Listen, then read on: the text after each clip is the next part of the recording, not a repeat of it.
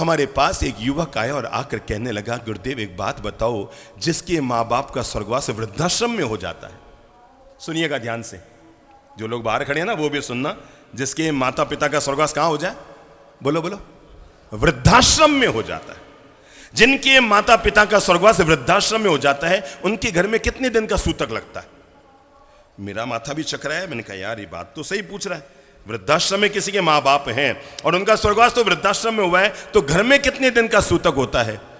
मैंने कहा मेरे भाई, घर में माता पिता का स्वर्गवास हो जाए तो कोई कहेगा 3 दिन का सूतक है, कोई कहेगा 11 दिन का सूतक है, पर जिसके माँ बाप का स्वर्गवास नहीं, जिसके माँ बाप वृद्धाश्रम में चले जाते हैं, उसके घर में तो आजीवन सूतक लग जाता है। उसके घर का आहार पानी करना किसी संत को नहीं कड़पता है, उसके घर का आहार पानी लेना तो किसी भी संत को स्वीकार्य नहीं हो सकता है।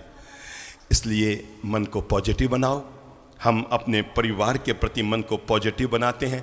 घर में बहू आई है, खूब प्यार दीजिए। घर में सासू माँ है, खूब सम्मान दीजिए। घर में बच्चे हैं, उनका खूब लाड़ प्यार दुलार कीजिए। कुल मिलाकर एक बात इतना सा दिमाग में रखिए, जीवन की आधी गिलास हमेशा क्या भरी हुई रखिए। पर एक प्यारी सी कहानी जिसको केवल आज नहीं, कल नहीं, परसों नहीं, 1 साल नहीं, मरते दम तक, अंतिम सांस तक आप याद रखिएगा, क्योंकि ऐसी कहानी जल्दी कभी सुनने को नहीं मिलती है।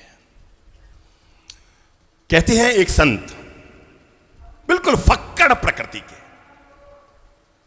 गांव के बाहर रहते थे, कुछ भी नहीं था उनके नाम पर, ना कोई आश्रम, ना कोई कुटिया, ना कोई सामान, ना कोई पहनने को कपड़े। एक नीम के पेड़ की छाया में बैठे रहते, बिछाने के नाम पर जमीन का आसन, और पहनने के नाम पर एक तौलिया, और खाने के नाम पर एक मिट्टी की थाली। बुद्धि लगाओ, संत की दौलत क्या क्या है? मकान किसका बना हुआ है? नीम का पेड़। आसन किसका लगा हुआ है? जमीन का आसन। खाने के लिए क्या है? मिट्टी की थाली। और पहनने के लिए छोटा सा एक अंगोछा। बस संत के पास इतनी सी दौलत थी।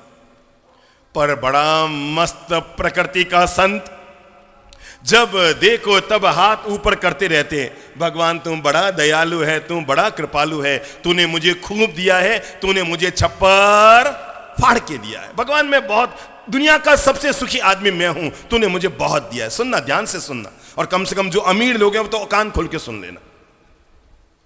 भगवान तूने मुझे क्या दिया है? छप्पर।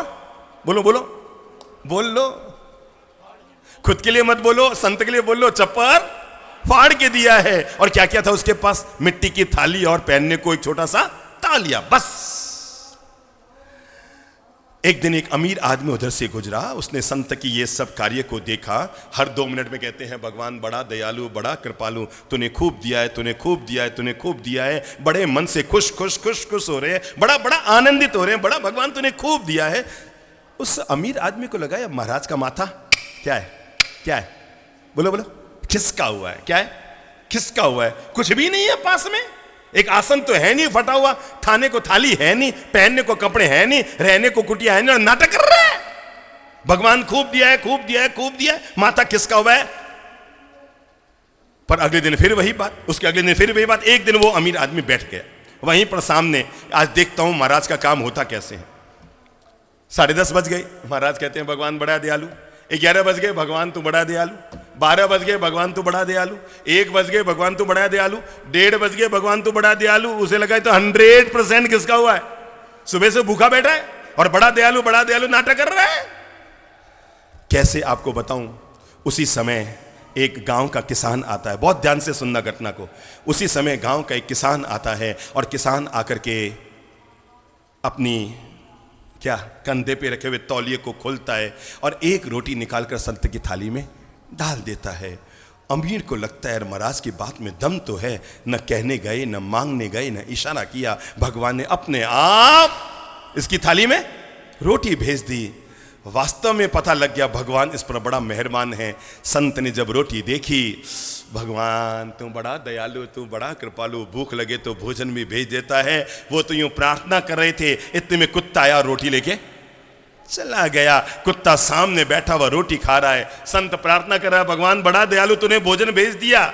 अमीर को लगा कि अब ये जब रोटी गायब देखेंगे तो आएगा गुस्सा। संत ने प्रार्थना पूरी की, रोटी खाने के लिए थाली में हाथ डाला, है रोटी कहाँ गई, है रोटी कहाँ गई, है रोटी कहाँ गई, है रोटी गायब थी नहीं। संत ने देखा सामने कुत्ता रोटी खा रहा है, समझ गए मेरी थाली की रोटी ही वो लेकर गए हैं। अब तक संत बैठे थे वो खड़े हो गए, गुस्से में भरकर नहीं, अहो भाव में भरकर संत खड़े हो गए। अमीर को लगा कि अब ये कुत्ते की पिटाई करेंगे, पर उसको क्या पता था कि संत कितना गहरा पहुंचा हुआ इंसान है। संत खड़े हो गए और अब तक बैठे बैठे कह रहे थे भगवान तुम बड़ा दयालु बड़ा कृपालु, और अब तक खड़े होकर कहने लगे भगवान तुम बड़ा दयालु है, तुम बड़ा कृपालु है, ये तेरी मेहरबानी है कि तू कभी कभी इस बंदे को उपवास करने का भी सौभाग्य प्रदान कर देता है। भगवान तुम बड़ा दयालु है। मेरे भाई इतनी सी बात बताना, जो व्यक्ति रोटी के आने पर खाने का आनंद उठाता है और रोटी के जाने पर उपवास का आनंद उठाता है, दुनिया में कोई भाग्य और विधाता उसे दुखी नहीं कर सकता है। जिस व्यक्ति ने राज जान लिया उसने जीवन की बाजी जीत ली।